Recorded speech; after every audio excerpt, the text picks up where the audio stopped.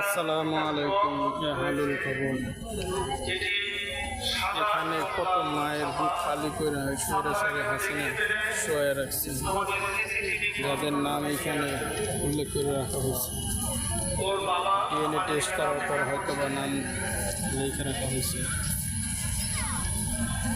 দেখেন একটা মানুষ কতটা জঘন্য হিংস্র হইলে হ্যাঁ এইভাবে মানুষের উপরে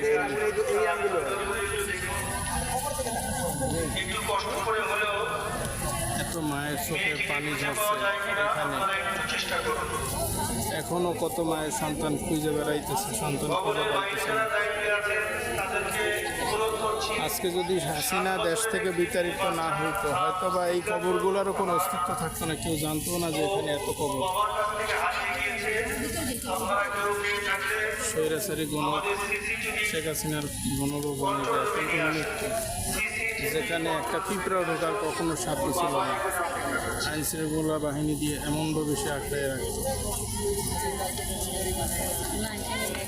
তো ফেরাউনও রাজত্ব করছে, বহুত চেষ্টা করছে, ফেরাউনও পারেনি, শেখ হাসিনাও পারবে না।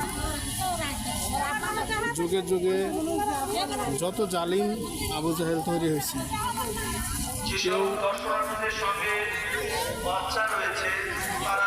কেউ চিরস্থায়ী না, কেউ চিরস্থায়ী থাকতেও পারবে না।